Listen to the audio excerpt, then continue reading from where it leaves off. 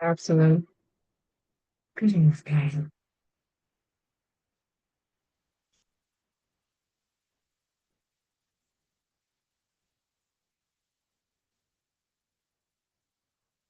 Good afternoon. Good evening. Depending on what part of the world you're joining us from. My name is Brenda Unu. I'm super excited to have you here today. And today, in our special Valentine's Day edition, we shall be bringing you,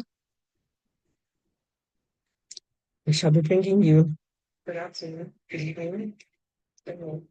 Shall be bringing you an edition about building stronger family bonds. Are you ready? Are you ready? Who knows? It's Valentine's on Tuesday, and so we're in a loving mood. I should have worn some red, right? I don't know. I was just thinking pink because of the um. I was thinking pink from the brand colors and all of that. But how are you doing? Tell me how you're doing. Tell me how you're doing. How's your day been? Has it been awesome? Has it been lovely? Has it been stressful? Because that happens sometimes, right? Okay, but we're super excited to have you here.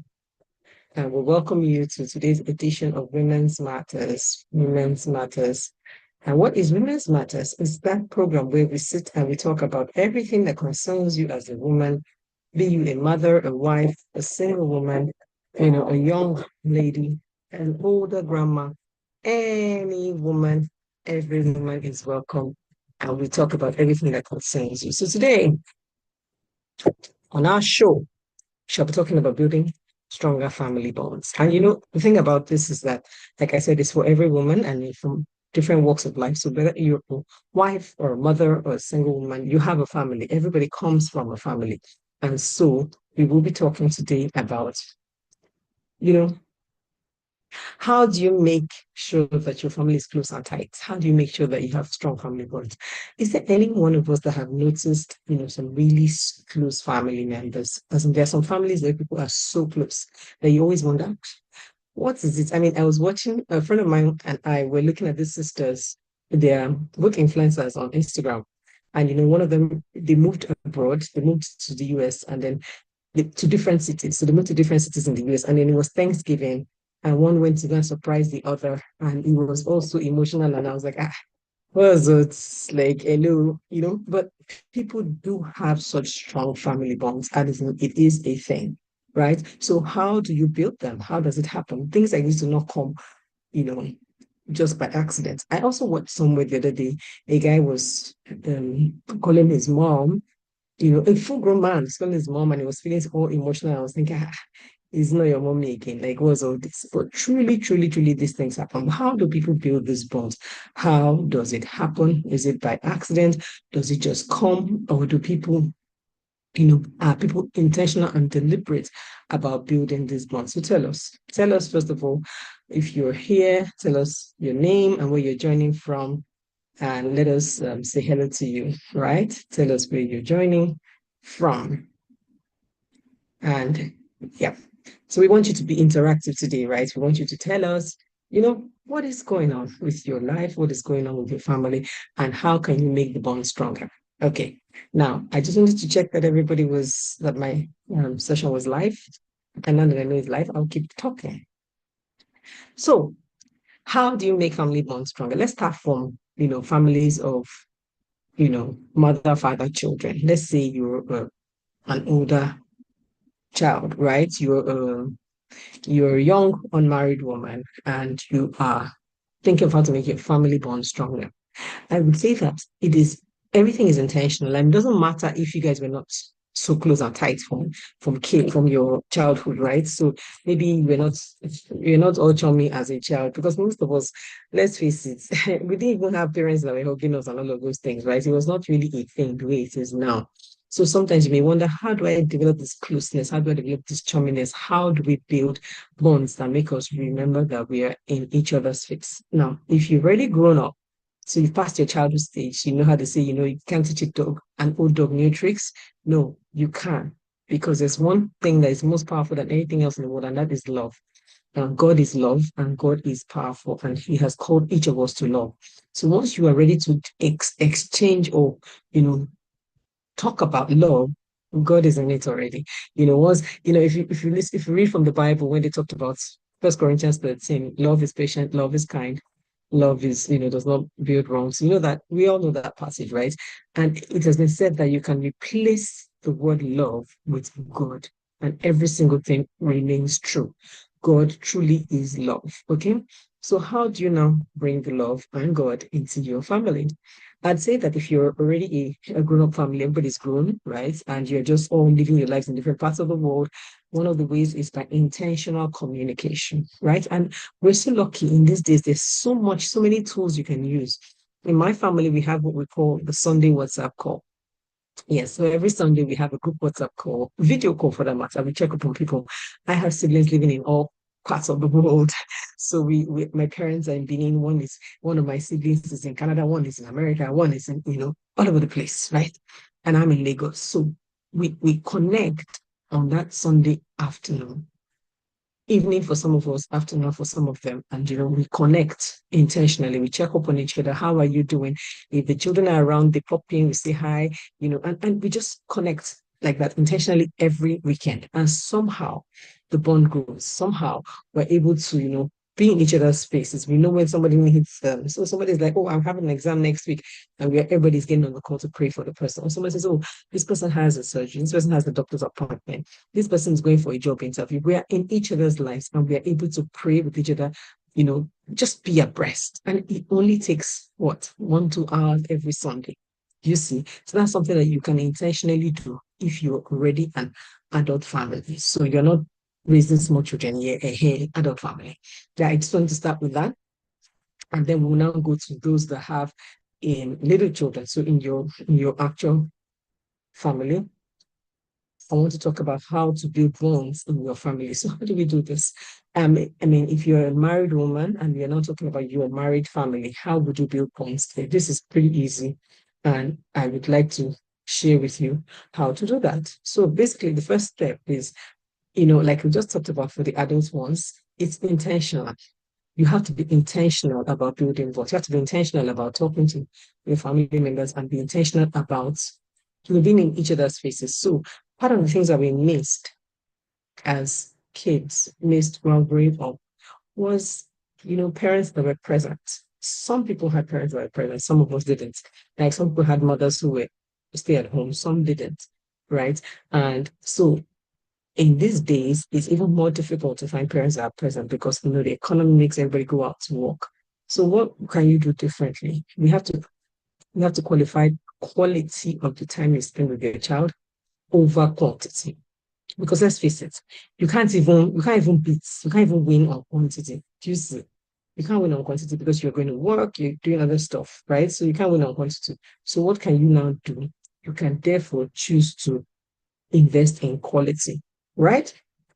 And when you do that, you'll be fine. And that way, everybody's able to say, oh, great, um, I'm doing well, and all of that. So that's how you invest in quality of time with your family members. So what can you do? For example, you go to work, right? You go to work daily. You're not with your children every time. So it's not like you're able to say, okay, I can come back home and sit down with them and all of that. You may come back home late. Maybe you're a banker, you may come back home late. Don't beat yourself up. You are in a season of your life where you have to do this. What you can do is to plan for an exit of that season. So plan to be in a job that is freer, that gives you more time for your children. But in the meantime, make the best of what you have. So what is the best of what you have? Do you work at weekends?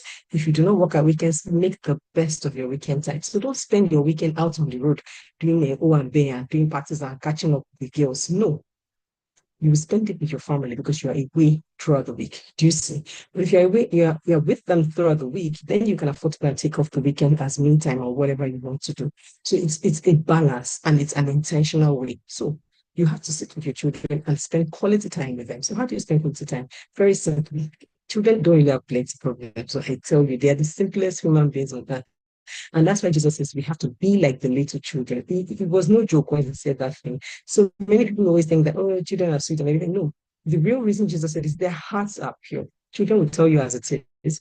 They will do it. They will do with it. They will just literally. They don't force. They don't pretend. They don't do anything. They just give it to you as it is. Right. So that's the heart that Jesus wants us to invite. right? And so be like your children, invest in your children, spend time with your children. If you have older children and you think, oh, I've already wasted time, I've not been able to, what do you call it? I've already wasted the time and I've not been able to, sorry, give me a second. I was trying to send somebody something. We've already wasted time and I've not been able to, you know, catch up with them. I've not been able to build that bond. My children are already teenagers. I have 16, 17, 18, 19, and I feel as if we are not close and tight. What can you do?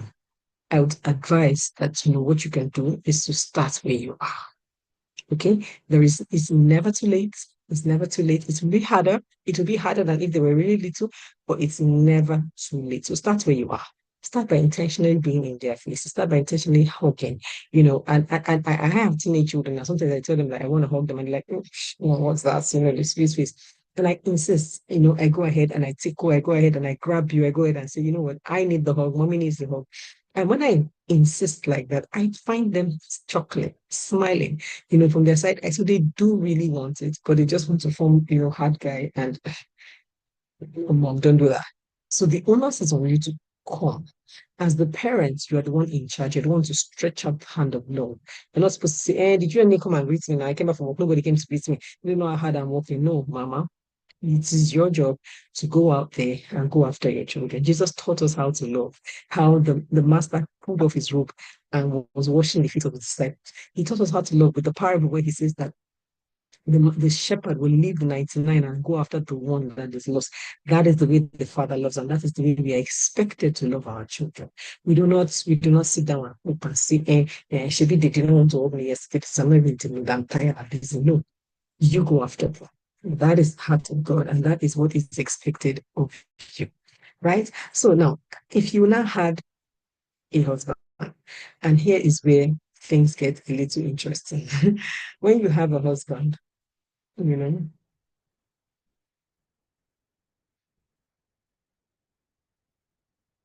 when you have a husband and you now start wondering, people, you see couples that are so close and tight, and you wonder what is going on with them. Why are they so this? Why are they so that? Why is it that they're not able to, how do you put it? You see some couples that are really close and tight, right? And you see that they're always so into each other, like they're calling each other 5 times a day. They are, insisting on being in each other's space. You can't invite one without the other. There's some people you invite, come to a party, they say, please, can my husband come along? You're like, what is wrong with this one? You see, one person invites my friend.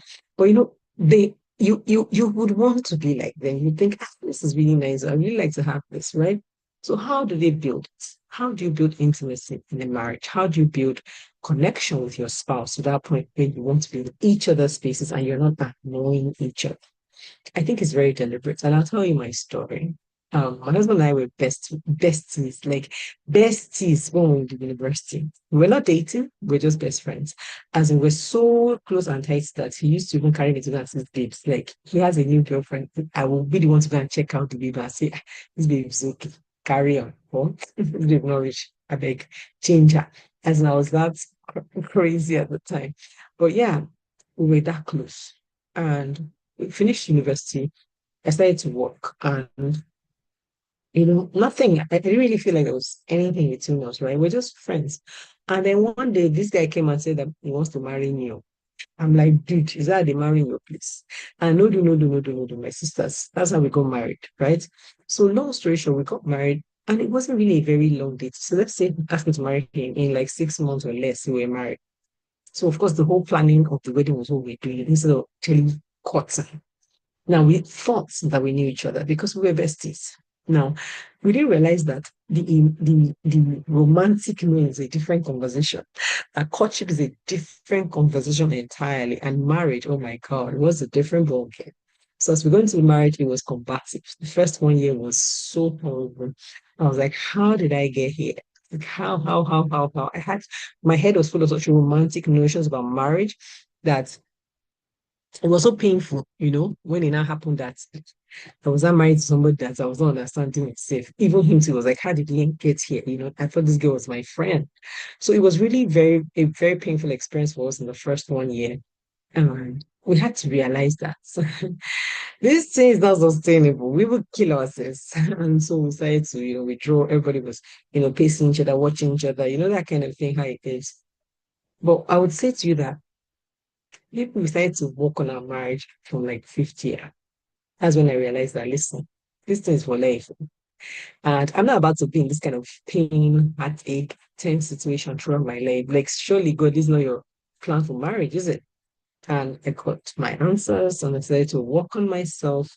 And today, to the glory of God, to the glory of God, I am able to say that yes, yes, yes, it is much better, right? It was much better. And how did it become better? How did it become better? What are the practical steps that I did? I think the first thing I did was to, sit down and write a list of all the things that he did well and all the things that I thought he did bad. Because truth of the matter was most of it was in my head. You see, I was constantly judging him by what I thought was an ideal of what a man should be in a home. But to be honest, I wasn't perfect, right? And God showed that to me that I wasn't perfect myself.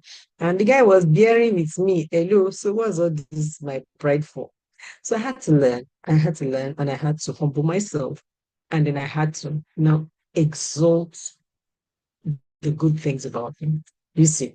So now I learned very quickly from one of my coaching courses that what you focus on expands. So I had to realize that if I focused on his good, I would see more good. It's a scientific thing I tell you guys. And we do this a lot with our children. But somehow when it comes to husbands, we don't want to do this.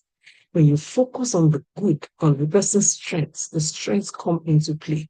When you focus on their weaknesses, you will always have something to complain about. And the universe will give you a lot to complain about. Trust me. So, but if you focus on good, when you're expecting good, good will come. So that's what I started to do. I focused on the good that he was doing, all the wonderful things he was doing, which of number one was like he was so amazing in terms of, family. My husband was so amazing in terms of respecting, as in bringing me to a place of respecting his family, really carrying me, with a good how do I put it? Like nobody could try me, Sha, basically. And it wasn't from a place of pride or anything. It was just more of fact that he liked to, you know, please, this is my wife, don't stress her. I love her, take her as you see her. Juicy. And it's a powerful thing, it's a powerful messaging from a man to his family. And they all take you. They all accept you. And once people accept you, you can be yourself and they can see the best of you. So yeah, that was the one of the best things that he was at. And so I was exalting that. I also learned to honor him.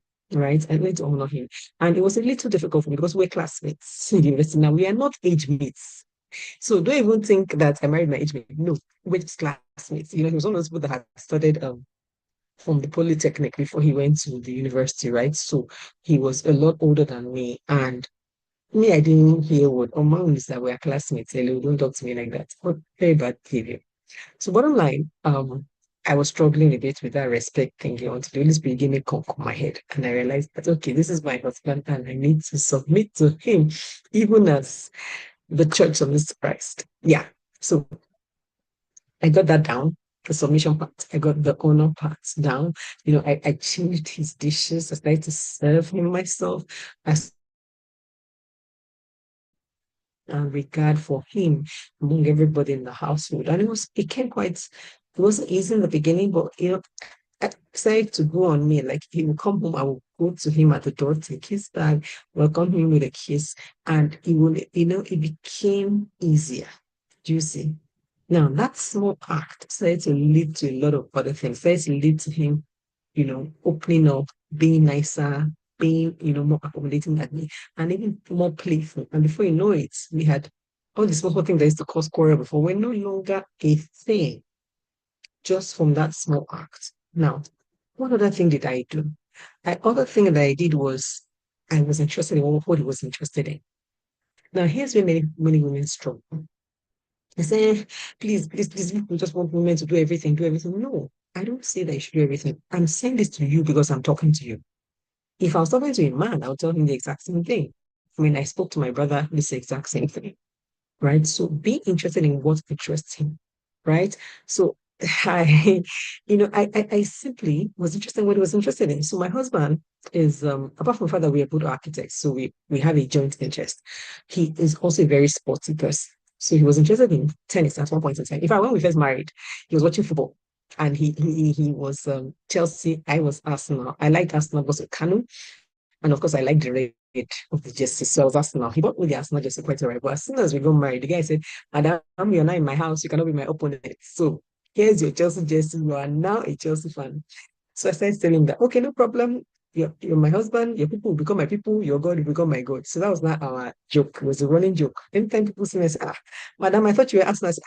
I'm married though. His people have become my people. His God has become my God. And we would laugh. Right. So from that simple thing, he was able to say, oh, this woman, reveres me, honors me, and all of that. It was a game changer. Now, when he says stop playing, I used to sit down with him. He would explain football to me, explain the offside rule, explain everything. Then I would go on my drive to work. I used to work in VI.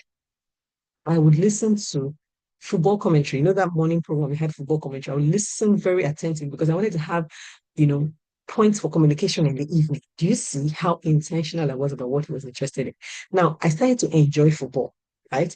And I started to, listen because those programs were really enjoyable. There were even some women on the show. So I would listen, I would enjoy it, and I'll come home and say, do you know that so happened? And he'll look at me like, how do you know this and that? So and I started to have point of communication. Do you see? So that was how we built that bond. When he started to play tennis, he now started to watch it at home and teach me. I started learning how to count tennis, zero love, 15 love, all of those things. And you count from 40 all to, double tie break, all of those things. I learned them. Then he would go and play. And whenever he's on his finals or anything, I will show up there. I will root for him. When he wins, I'll be shouting the most. And he would be so happy. Do you see? So it was simply a case of me just being there, rooting for him. You know how the Bible says that his heart safely trusts in you. Now, there were times when he wasn't always winning. There was times when he was when he would come home, he would be sad that he lost a game or something happened at work, a client's not happy. That's not the time to beat him down. That's the time to hold him on your bosom and tell him it's gonna be okay. Right? You are awesome like that. You're a fabulous person and they're lucky to have you. But people make mistakes and you will get out of this too. That's when to speak to the king in him and not beat him down. Do you see? And so he knows that his heart rests with you and he can tell you more things. Some people say, oh, my husband never tells me anything. My husband tells me everything. When he's going to be paid, who is paying him, who is going, listen, everything. In fact, I even used to wonder that this is a little bit too much information, but I love it, right? I love that he's open. And we did not build that in a day. And that's the honest truth. We didn't build that in a day. But so what we also other things that I needed to do when he started playing golf, my husband started playing, and I said, miss me on this one. I cannot play golf. But I learned how to count the golf. So he explained it to me. The first nine, front nine, back nine, the handicaps and all of those golf lingo.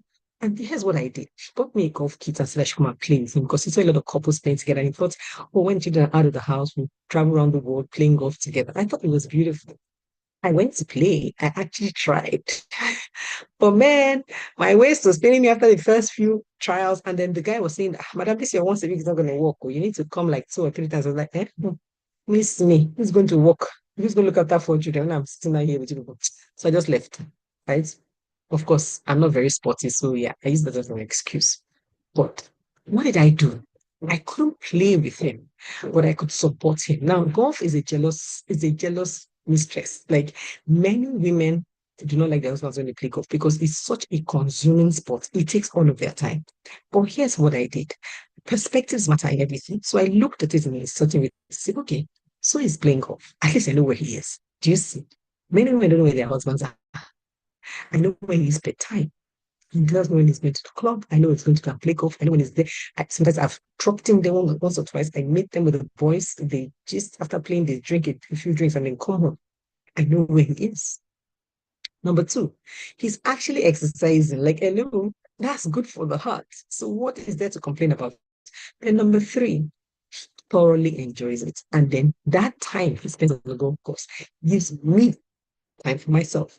And because I'm a very busy woman and I'm a very, I have a lot of things to do, I don't sit down open and say, my husband is not at home. I engage myself thoroughly in those hours. And then by the time he gets home, I am freed, he's free, and we can spend quality time together. both of us have filled our tax. Me with what I wanted to do, and him what he wanted to do. And so we can come together and truly enjoy each other's company.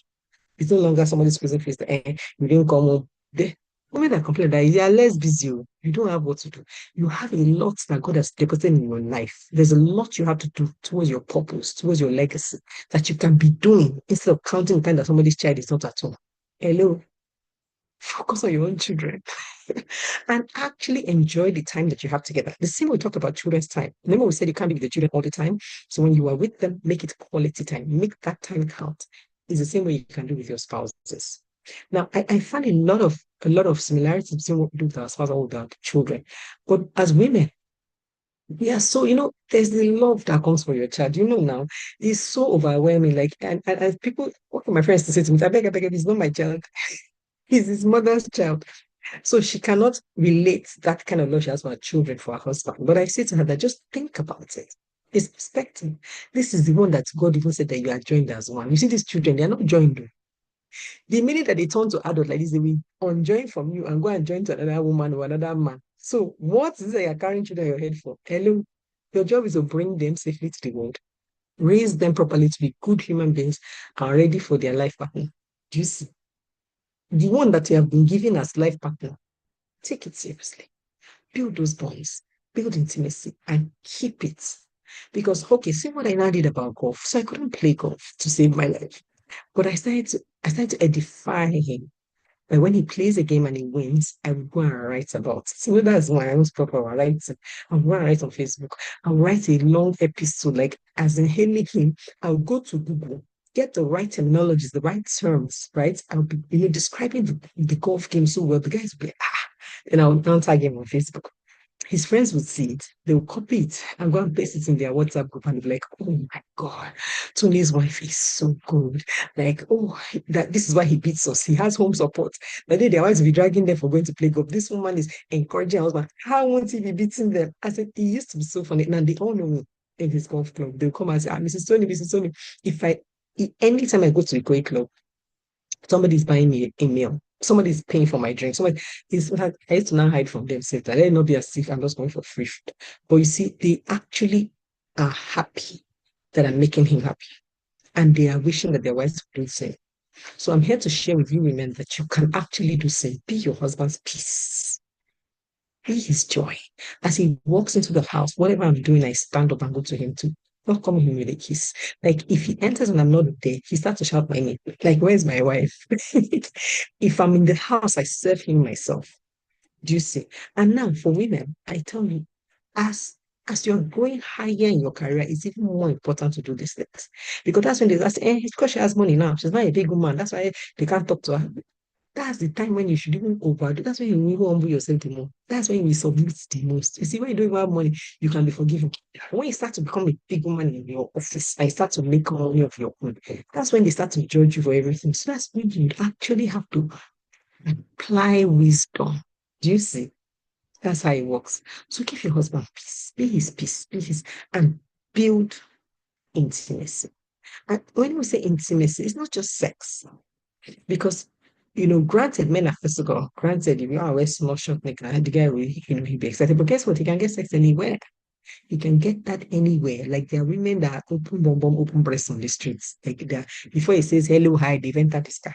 So it's not by that. That's not what you should bring forward. Do you see? You bring forward a heart loves and bring forward a heart that honors him.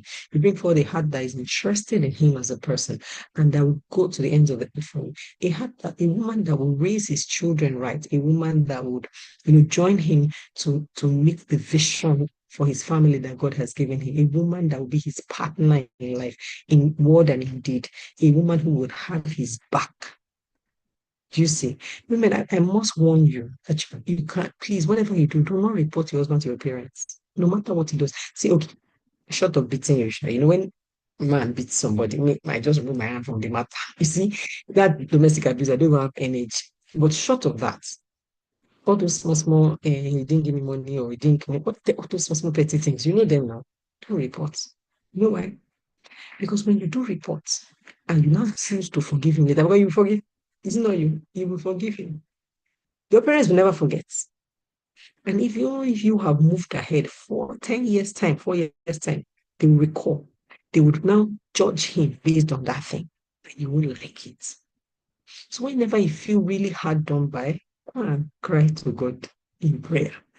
If you must talk to somebody, go and talk to a counselor. Find a marriage mentor, a counselor, somebody that you know you can talk to that is trusted. Excuse me. Have a trusted circle of friends. I have a trusted circle of friends. When we want to when we want to cry, when sometimes really annoyed us, we'll come into the group and we'll say our own. When we finish saying, we'll first pet ourselves. When we finish petting ourselves, we'll not tell ourselves the truth. Say, but you, auntie, you overdid, you overreacted there. Just see. And because we know that we're each coming from a place of love, we're able to take correction. But we have a place where we can share so that I don't go and share to my father or my mother, my sisters, and they will forever hold it against my husband. It's not okay. See this, my friends, because they also share their own husband with me, they cannot hold it against him. If I'm listening, they're the first to greet him, our uncle, welcome, sir. Because we understand what we have created and what we do with it.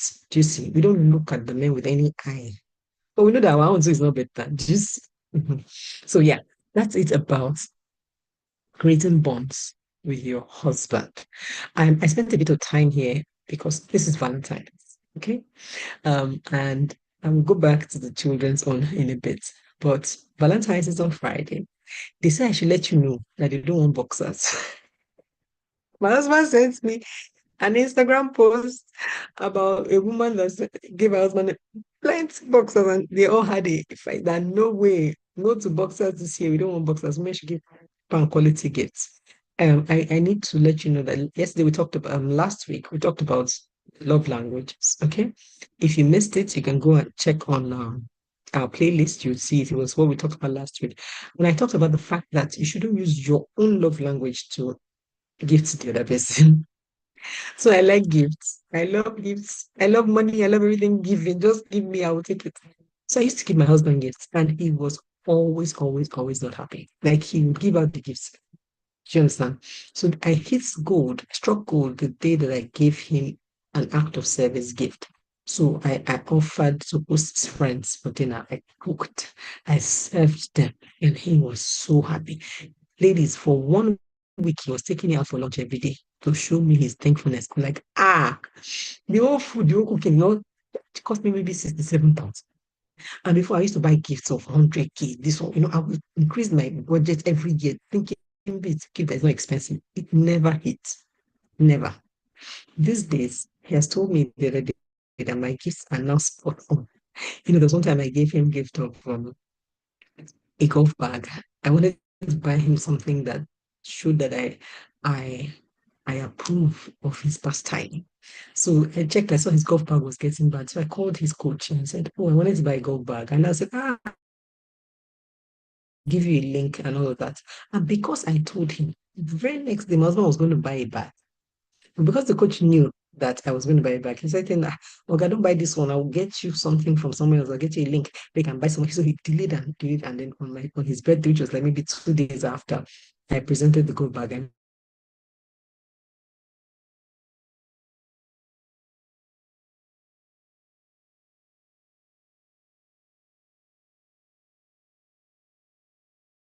I was not noticing what he needed. When I started to notice, when I started to notice,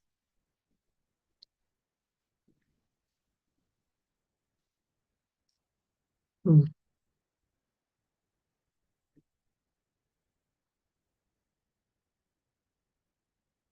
when I started to notice, he immediately changed. Do you see? And I want to be sure that I have internet. If you can hear me, please let me know. I want to be sure my internet is still connected. Okay. Anyway, it's connected somewhat. So anyway, he I now started to give gifts that were meaningful to him. Do you see? I was now paying attention. It was now a change. Like before, when I was just giving gifts because okay, people are giving watch, I buy watch. People are giving perfume, I buy perfume. But now I would look, he had a personal perfume that he used, a favorite perfume. I'd look on his desk. If it's reduced, I would buy a new one. I'd look, if he has a watch that needed something or that, I would buy a new one. That was what I was now doing. And that was what, now made the difference. And so I started to get I started to get feedback. He started telling me that, you're doing well, you're gifting properly now. So that's how. So anyway, back to Valentine's. Today, Friday is Valentine's Day. What are you going to do differently? How are you going to use Valentine's to show love and build a bond with your family? Now, with my children, in the last few years, I started to empower my children. So I give them gifts at Valentine's. I give the girls flowers, chocolates, um a card, you know. And I think that these things are important because my girls are 15 and 17 now.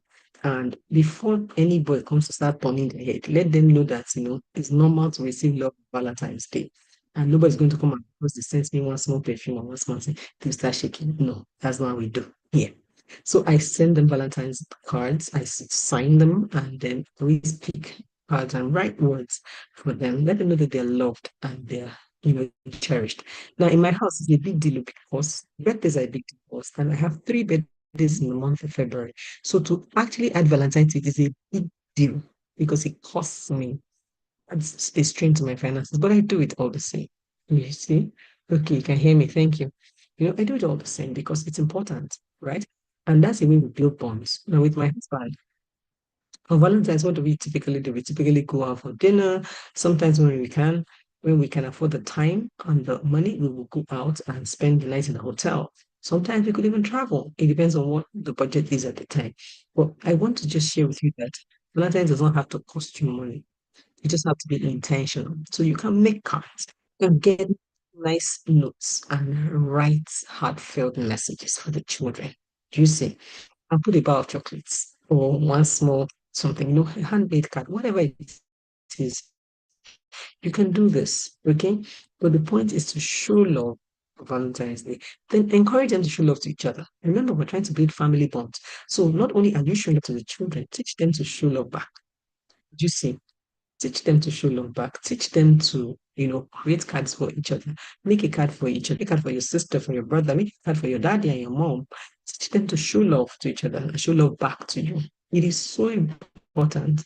And it's one of the things that best legacies can bestow on your children, especially in this time. Remember when I started this live, I was talking about the fact that some families are so close and you wonder how did they get there?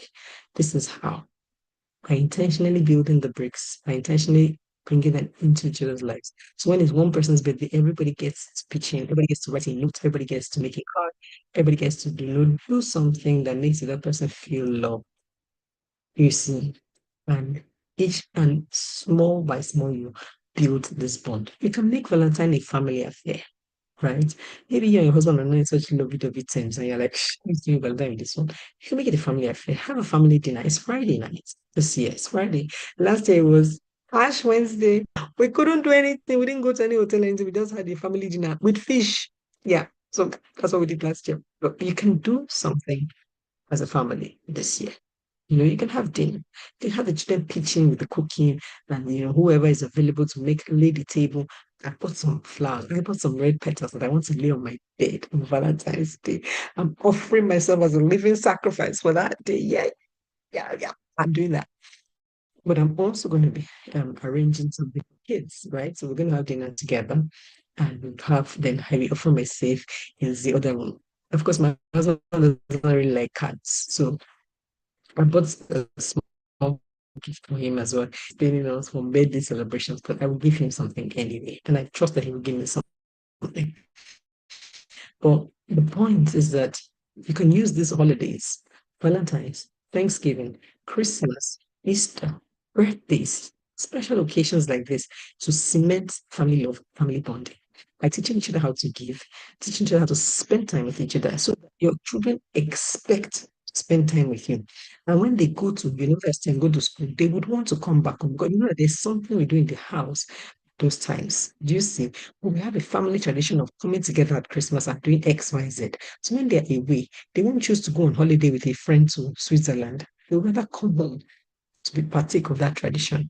That is what it means to build bonds in the family.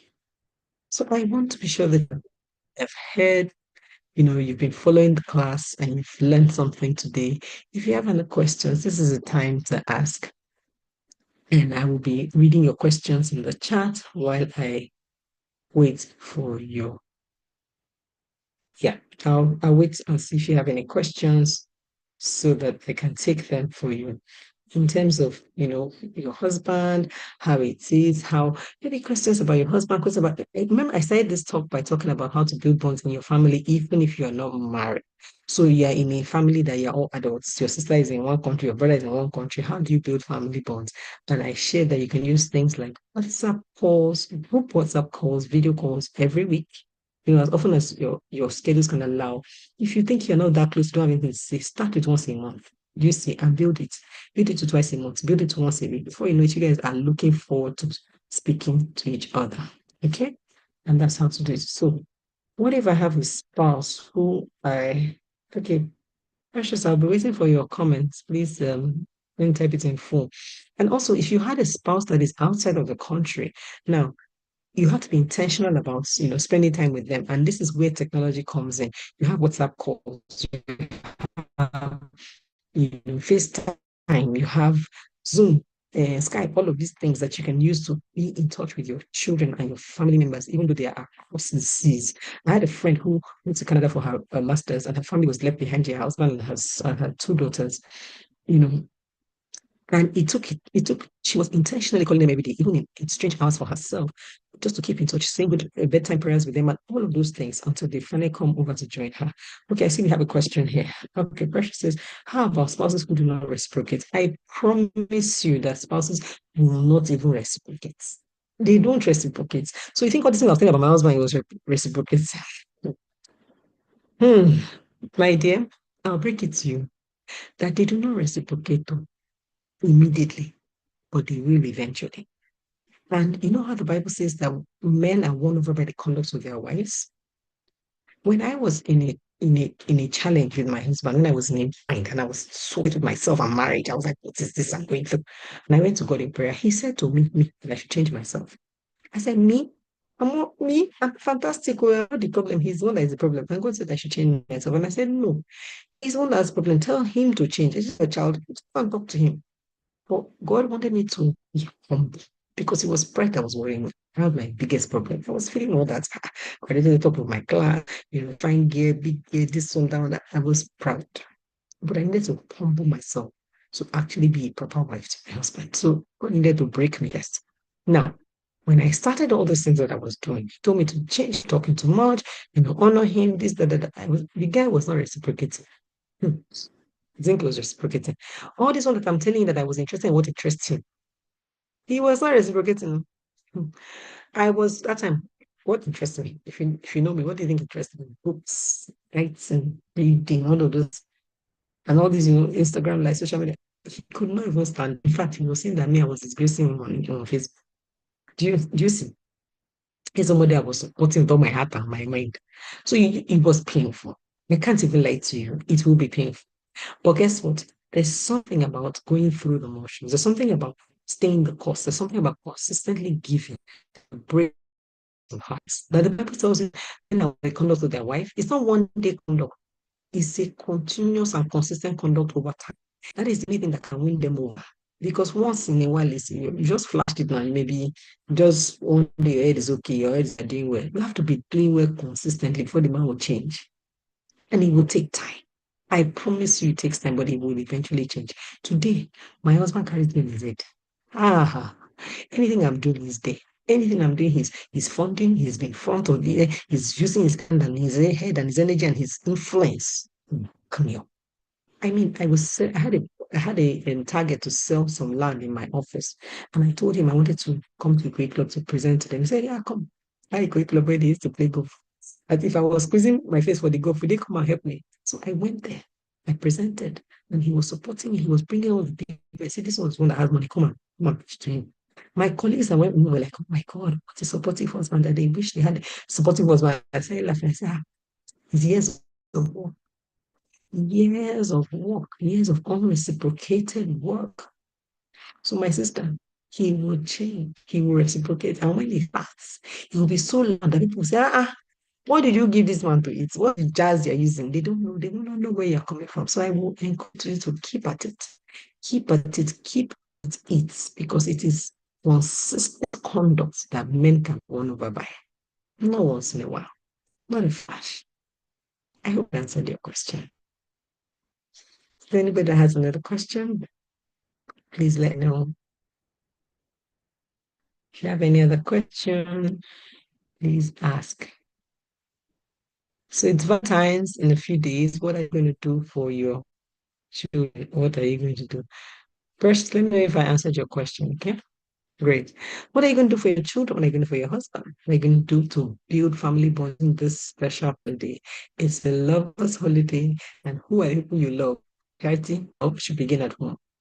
And how do you love? Go back and watch my live on understanding love languages. So when you understand your family members' love language, you know how to show them love. If it's the one that wants to send break off from that your work that you like to stay, come home early one day and sit down with the child. He's the one that likes gifts. Yeah, go and buy gifts, and those are expensive. Sometimes one bar of chocolate is a bill. If you know that it's someone that likes some service, come home early and join also join them to arrange their room, join them to gist as you're doing something together. If it's the one that likes physical touch, come home early, you're welcome. Come home early, as in give him a hug. Every morning give the child a hug, every evening give the child a hug, and say, I love you.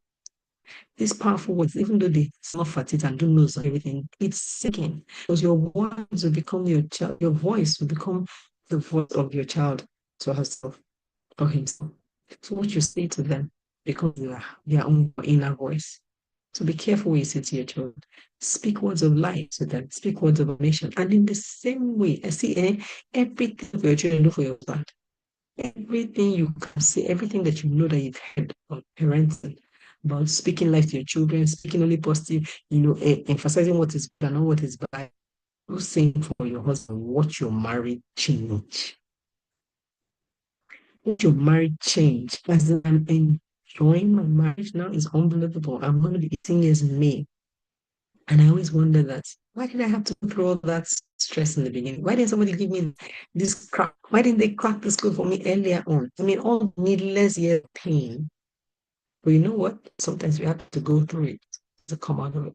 And I'm so grateful that you did. I'm able to share my stories and share my experiences and even bless the rest of you that are coming, after us. So yes, thank you so much for coming to today's live. I have a program on Saturday on the 15th of February. After Valentine, you have chance to sleep, wake up. After you finish playing on Valentine's Day, we're going to start at 2 p.m. It's 2 to 6 p.m. It's the virtual experience of the WGA conference. WGA conference was amazing, was phenomenal. Everybody that attended have been so full of praise and thanking us, that we've done so well. So what we're suggesting is that if you want to join, right, I want you guys to join. It's a ticketed event. It's a ticketed event. Just it's 15,000. Well, more interesting than the fact that it's 15,000 is what you will get. You are able to buy one and get one. So you will buy a ticket and you get your best in. So two of you can come together and bring 7,500 and two of you are inside. Or one person can pay later than one free. Whatever you choose. Okay, so it's a ticket event, it's 15,000 naira. And in addition to bringing a friend in, you get to get a copy of my book, Diary of a Magical. And this book is my bestseller book. And it is so good. It is a manual, a true manual to reset your life. Like it gives you exercises, it's stories, and it's teaching you step by step why you are where you are, why you are not where you're supposed to be, what is holding you down, and what you need to get out of the way to be able to get into the next level. And there are exercises and questions and journaling prompts at the end of each chapter that help you to work out your salvation, literally. And you're going to be, at the end of the day, have a manual for designing your new life. And I promise you, it's going to be the best 15,000 you've ever spent. This is only for that book. Not even talk about the experience I'm presenting to you on YouTube on the 15th of February from 2 p.m. to 6 p.m. U80. It's an amazing event. I mean, and I had to do this because people that are in diaspora, people that are outside Lagos, I said, Coach Brenda, what did we do to offend you? You only brought Lagosians to your event. And some people live too far, they couldn't get down. Well, you have a chance to join us in the virtual experience, WGA Conference 2025, the virtual experience. You can check us out on YouTube, on Instagram, on Facebook, on even LinkedIn, and you'll find the details to this event. So just go back to YouTube, Instagram, Women's Growth Academy, at Women's Growth Academy on Instagram. That's where you find us. You find the details of this event. And you click the link in my bio and you can register. Also, you can send me a message on WhatsApp, send me a message on. Anyway, I'll leave a comment on this live when we're done watching. If you have any questions whatsoever, we'll take them. And guess what? The virtual experience is not just going to be playing the replay of that event. We'll do replay of the sessions because I want you to have the same message. We'll be taking live questions with the speakers. The speakers will come live the way I'm speaking to you live, and they will take your questions from the chat and answer them live. So it's a stash. I can't even wait to have you on Saturday. Please make a date, click the link and get yourself a ticket. And your bestie, because besties thrive together. We're building bonds that last. It's the month of February, it's the month of love. My heart is full of love for you. Thank you for joining us on Women's Matters. Today, will come your way, same time next Tuesday, when we have another edition. Thank you, Steph Red. And we have another edition of your favorite program, Women's Matters. See you same time next week, 7 p.m. My name is Brenda Unu, and I'm happy to have you. Thank you. Goodbye.